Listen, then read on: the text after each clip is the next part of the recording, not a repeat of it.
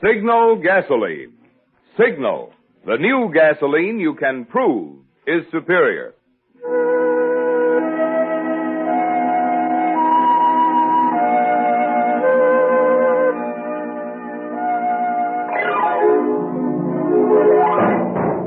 The Signal Oil Company and your neighborhood signal dealer bring you another curious story by The Whistler.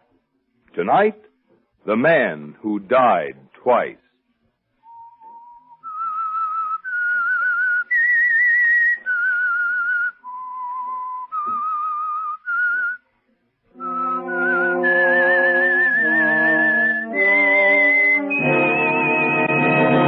I am the Whistler, and I know many things, for I walk by night.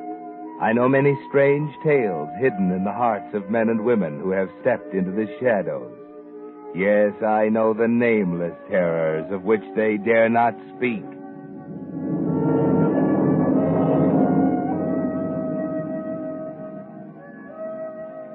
It wasn't until a year or more after his second death that the public learned the facts in the case of Stash Wilk and made him famous posthumously as the man who died twice. That was an interesting story in itself, but it was really only a prologue to a bigger story, one which the public never knew in full. 4 people were involved: Stash, his brother John, his lawyer Ben Maddow, and his girl Edie Shelby. But the real central character in the story was an oil drum containing $400,000 in currency, buried near a lonely highway. Yes, Stash Wilk, if you hadn't been stupid, if you hadn't killed that bank guard, you might have made it. But there's no use crying over spilt milk, is there? You're in the state penitentiary now, in the death cell, 48 hours from the gas chamber. And all you can think of is the $400,000 buried in the oil drum near the highway, safe. Only you know where it is, Stash. Maybe that's why Ben Maddow, your lawyer, is trying so desperately to get you a reprieve. But listen to reason, Stash. I tell you, we saw the governor. They all turned us down. There must be some other way. Where's Edie? I gotta see her. She's coming with John. My brother? What's he doing here? Trying to help. You mean he's money hungry, too, like the rest of you? Please, Stash, don't you see? You've got to tell us where that dough is, so we can put it to work for you. Oh, you low down... Let it go, you crazy idiot. That guy's coming. Nobody gets a smell of that dough till I'm out, see? Yeah, Stash. Yeah. Oh, let me go. Yeah. Now, thanks. Right, straighten your tie. They're coming. Miss Shelby and your brother to see you, Wilk. 10 minutes. Stash. Oh, Edie. Oh, I missed you, baby. Hope you miss me, too. I have, Stash. I have. It's getting so I figure everyone's got his eye on the dough.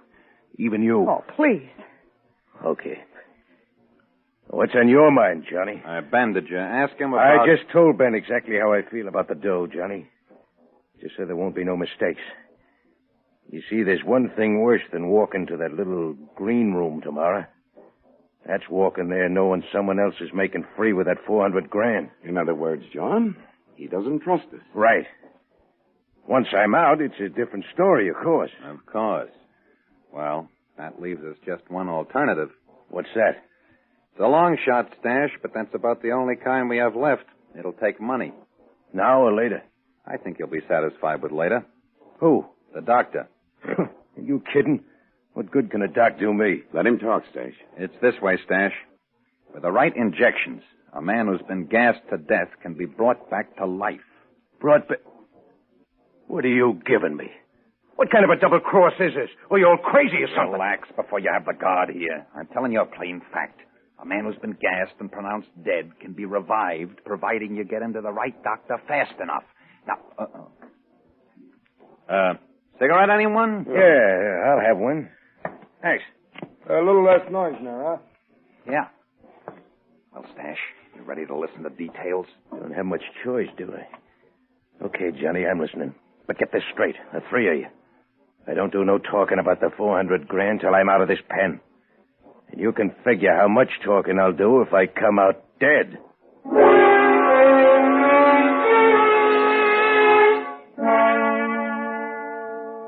Yes, Dash, it's enough to make a man think, isn't it? With death staring him in the face.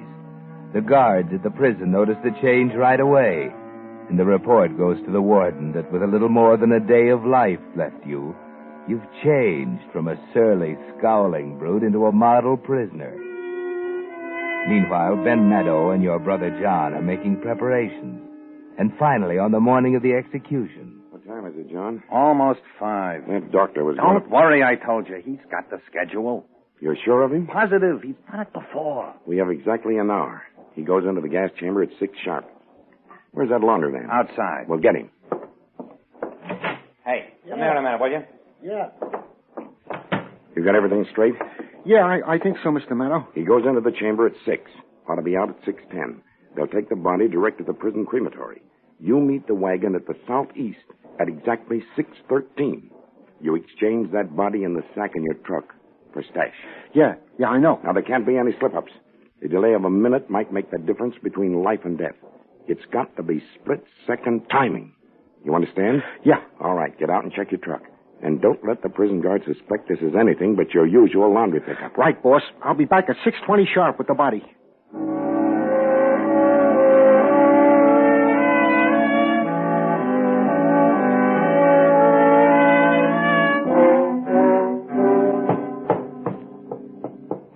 Laundryman. Good, I'll give you a hand. Right through here. Okay. Right. Right here. On the table? Yeah. Yeah. Here's your money. Thanks. Remember what I told you. Keep your mouth shut. Don't worry. All right, Doctor. Let's go.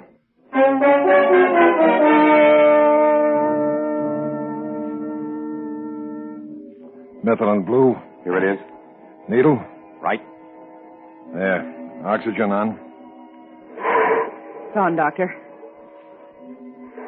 Heart. Not yet. More methylene.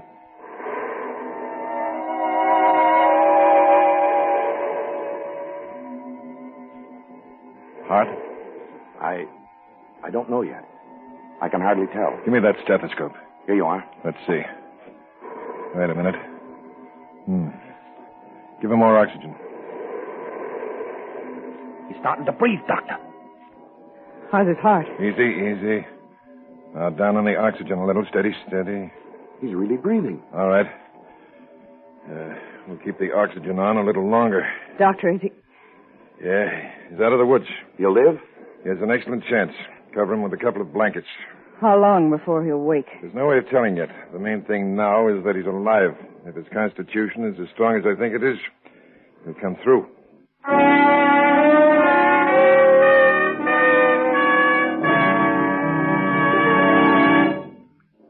Ping. Remember that word? Ping.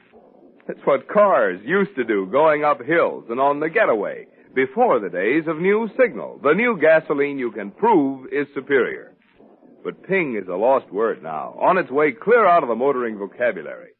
For with new signal gasoline, tired old motors purr with pleasure, even when they're working hard. But higher anti-knock isn't the only improvement you'll notice when you try Signal's new super fuel. No, indeed. In addition, you'll enjoy quicker starting the moment you touch the button, faster pickup that you can really feel.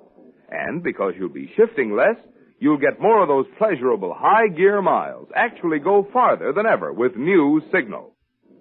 Because all these advantages are things you can see, feel, hear right in your own car, we call new Signal the gasoline you can prove is superior. Why not make your next gas stop a stop at one of the friendly stations displaying Signal's familiar yellow and black circle sign? Fill up with new Signal gasoline and see for yourself the surprising performance there's still left in your car. And now, back to the Whistler.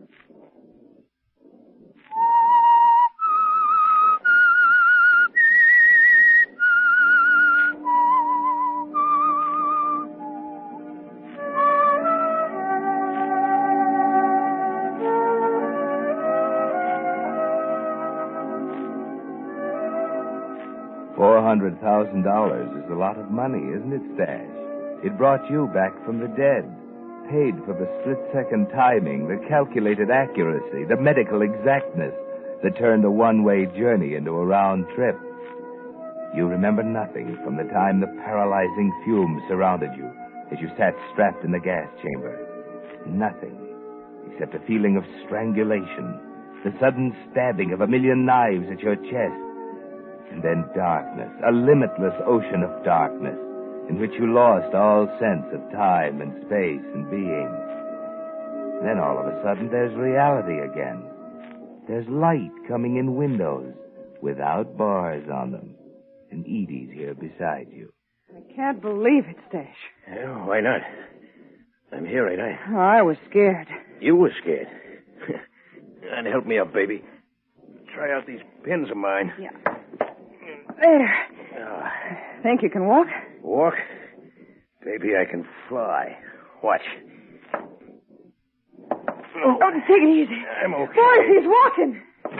Huh?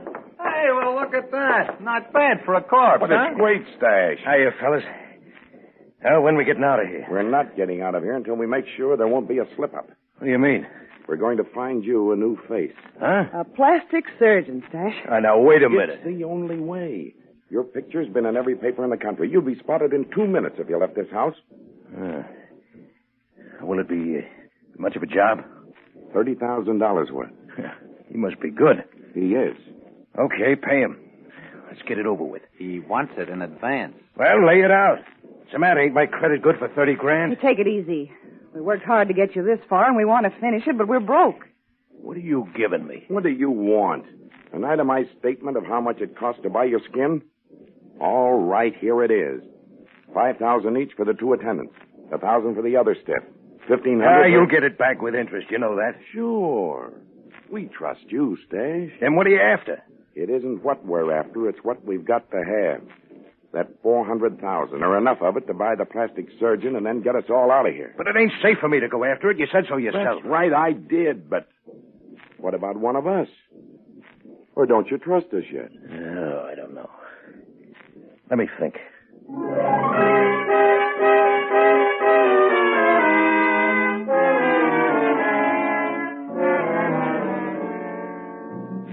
And you don't trust them, do you, Stash? Because you know there's no honor among thieves. Still, you're not quite yourself today, are you? There's a new feeling inside you. The dictionary calls it gratitude. You don't recognize it, but it makes you feel a little like a heel doubting these people after they saved your life. But perhaps you can squirm out of it gracefully. Perhaps your brother... Johnny, how about you? Can't you raise 30 grand for me? Right now, I couldn't raise yeast. I'm already out on a limb for part of the expenses. There's nothing we can do, Stash. We've gone through every cent we have. You said that. What about raising it? I tell you my credit's good. It won't work.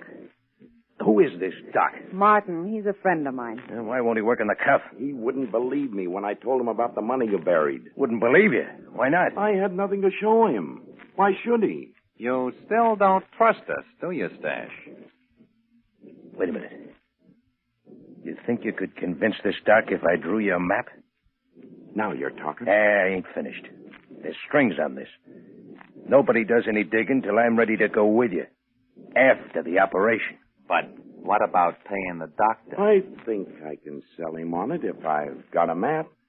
He's afraid Stash will walk out on him. He's taking quite a chance, you know. It's all right with me, Stash. What about you, Ben?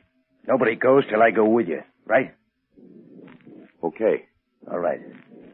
Give me a paper and pencil.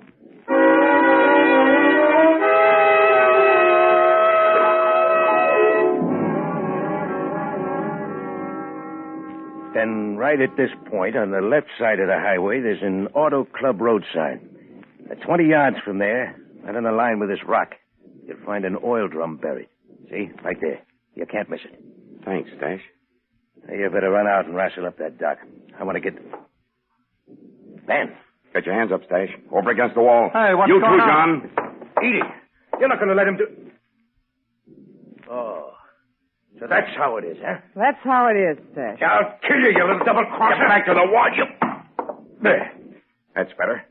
You always were hot-headed, Stash. She'll double-cross you, too, the little... I don't think so. He wouldn't understand. Edie and I were patient, Stash. We knew what we were waiting for, and now that we've got it, there's no need to tolerate you or your brother any longer. Ben, listen. You got $100,000 coming to you. Knock me and Johnny off, you just wind up with a murder rap. And 300,000 more. Don't forget that. Yeah, a lot of good that'll do you when you're walking the last mile. That's right, ain't it, Johnny? Not exactly. There's no crime in killing a man who's already been executed.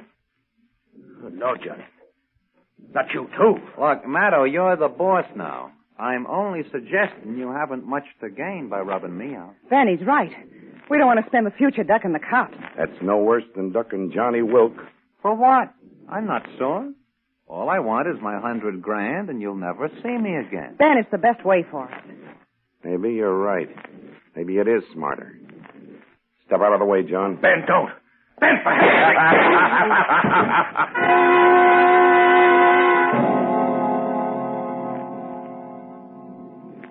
So Stash Wilk died twice, reducing membership in the corporation to 3. Ben Maddow, John Wilk, and Edie Shelby, each with one eye on the 400,000 and the other on their partners. They're all jittery that night on the way to the spot Stash marked on the map. What are you trying to do, Edie? Kill us all? Don't jump at me. I saw the car. Well, don't drive so fast. You want to get there, don't you? Exactly. I want to get there. I can wait until tomorrow if I have to. Look.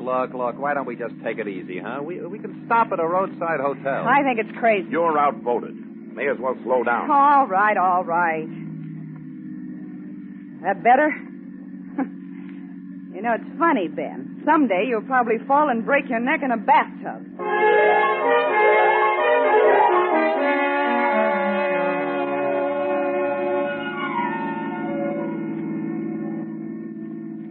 There's a place ahead. Pull in there, and I'll see if they have any rooms.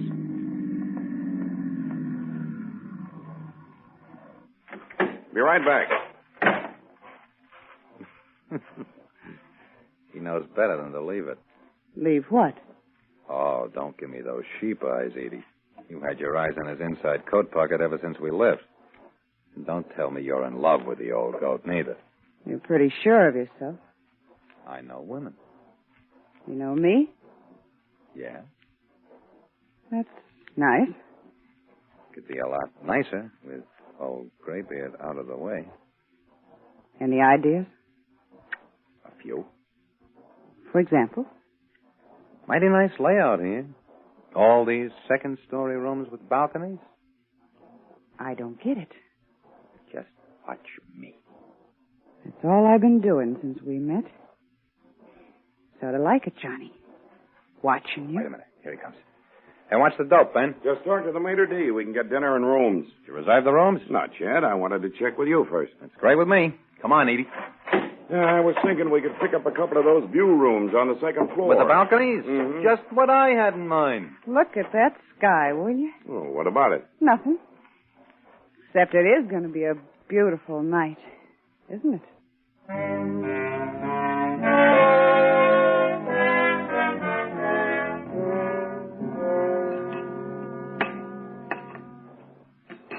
Shall I serve some more wine? You, John? No.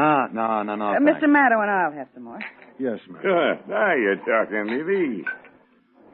There you are. Hey. Will that be all? Yeah, that's all. Hey, wait. Just leave the bottle. Huh? Yeah. Yes, sir.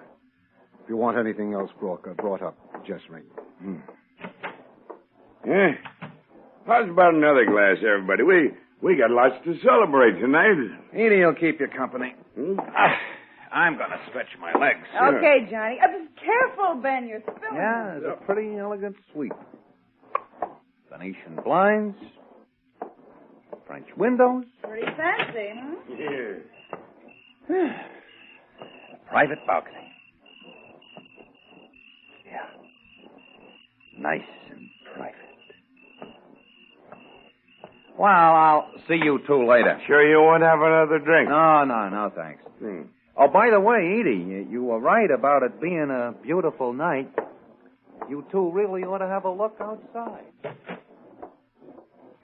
I don't know why, but that guy gives me the woolies, Edie. I'm beginning to think I shouldn't have Oh, listened to forget you. it, Ben. Tonight we celebrate, remember? Sure, that's right. What do you say we walk out on the balcony? Huh? I'm comfortable here. I'm Knock my glass over. It's all right, though. I emptied it first. Come on, Ben. A little fresh air will do us both good. Here, I'll take your arm. No. I feel fine. It is pretty out here, isn't it? You're pretty, Edie. You and me. We're going to have a great time, aren't we, huh? Why not? We'll have $300,000 to keep us warm, Edie. Anywhere we want to go, we go there. Anything we want to do, we do it, huh? I've been waiting a long time for a setup like this. So have I. Here. Oh, Ben, look.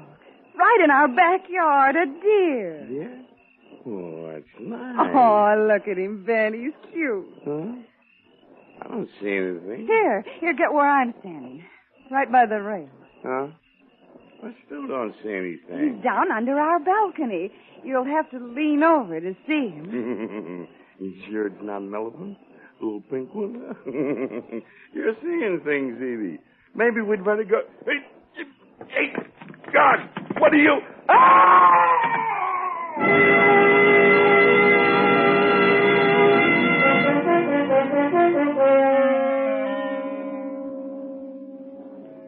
Too bad, Ben. You turned your back once too often, let your guard drop for one fatal instant, forgot for a second that you were dealing with big leaguers, members of the 400 Grand Association. Of course, John and Edie testified the next morning before the coroner's jury. And, of course, the verdict was... The deceased, Benjamin Maddow, met his death from an accidental fall while under the influence of alcohol. And, of course, the other guests of the hotel understood when Ben's fiancée and his best friend left immediately after the inquest. Of course. After all, Edie, you couldn't bear to remain around the scene, could you? Not with Stash's 400,000 buried 50 miles away. We're going to have to be back there tomorrow. Huh? Why? We're not acting like a couple of grief-stricken friends. Somebody's got to claim the body. Yeah, maybe you got something. How much farther? About a mile. Oh, we'll be there soon. Not at the rate you're driving. Nice, isn't it? Two of us alone. Yeah. There's a lot ahead of us with that 400 grand. There's a lot behind us, too. We can forget it. You think so? It'll be easy with you. You're a pretty interesting character, John Wilk.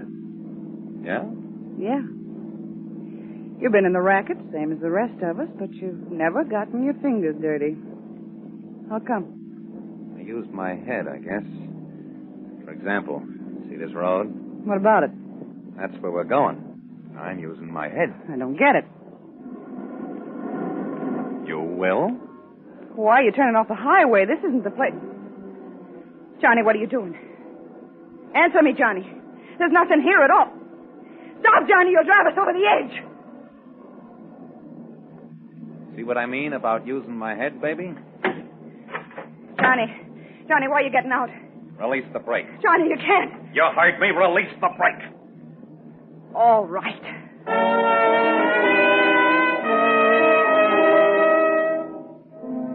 You know what he's doing, Edie. He's too smart to shoot you with that .38 he's holding. The shoulder of the road slopes down for about 10 feet. Then the cliff. They'll find you in the wrecked automobile, and there'll be no telltale bullet holes. You're thinking fast. You've got one chance, haven't you? There, he's behind the car now to start it rolling down the slope. That's it. Into reverse, quickly. Run him over. I got him. You're going to have to turn around. It's narrow, but you've got to make it, Edie. That's right. Now into reverse. You have to back close to that edge. You have to watch where you're going. Better take your eyes off John for a minute as he lies on the other side of the road. Johnny! right on going, baby. Right on over.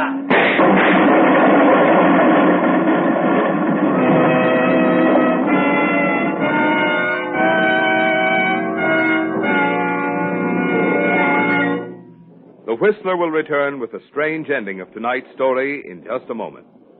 Meantime, let's take a quick look inside the refineries where new signal gasoline is made. It looks like the movie version of a chemist's dream. For here are some of the most amazing devices ever known to science, where the atoms in gasoline molecules are actually separated, then put together in an entirely new way, creating an entirely new type superfuel. That's why new Signal isn't just a pre-war quality gasoline, not just an improved old-style gasoline, but a completely new post-war motor fuel. And that's also why new Signal is packed with amazing new power and performance that's so immediately apparent you can feel it, see it, hear it.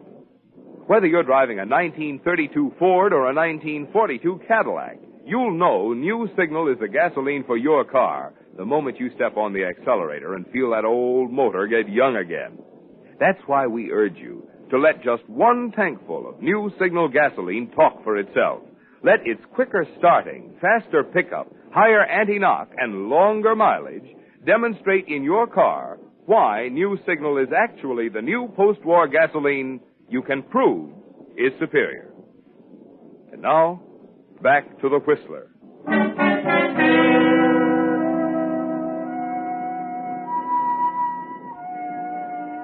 So the corporation is finally cut down to one. And you're it, aren't you, Johnny? It's been a hard struggle. Your chest is crushed, your right foot mangled. But there's something more important than that. You're just like Stash and Ben. Money comes before anything else.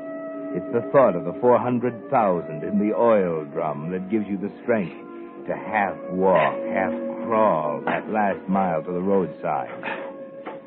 Yes, there it is. 50, 60. And there's the rock. 17, 18, 19, 20. Here. Right here. Yes, John. This is the spot you've lied and betrayed and killed to reach. You don't care whether you live or die now. All you want is the sight of those greenbacks, isn't it? You look for something to dig with, a stick or a sharp stone. There's nothing. So you dig with your fingers, claw at the dirt, forget the pain in your hands, every breath feeling as if you've inhaled a load of razor blades. But at last you reach it. The oil drum, just as Stash had said. The top comes off easily. There. Now. Can't feel it. I'll light a match. Now. What's this? Where's the... Empty. No. No, I'm wrong. It can't be. Here. A piece of paper. Just like Stash. Must be another map. The dollar bill. Map. It must be a map. Sure, he's written directions. Whoever's double-crossed me, keep this buck for your trouble. The rest of the 400 grand, I leave to the worm. Stash. Oh, no.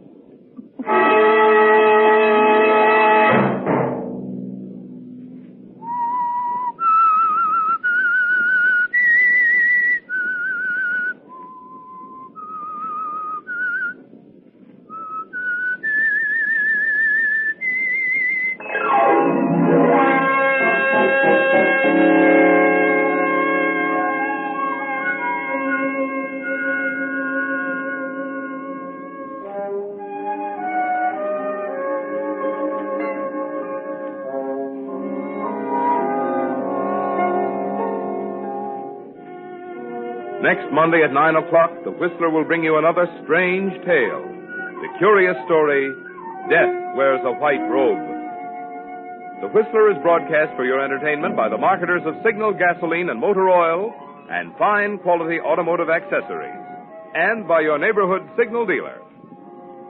This program, directed by George W. Allen, with tonight's story by Stanley Rubin, music by Wilbur Hatch, is transmitted to our troops overseas by the Armed Forces Radio Service. This is Marvin Miller speaking, and suggesting that you try new Signal. The new gasoline you can prove is superior.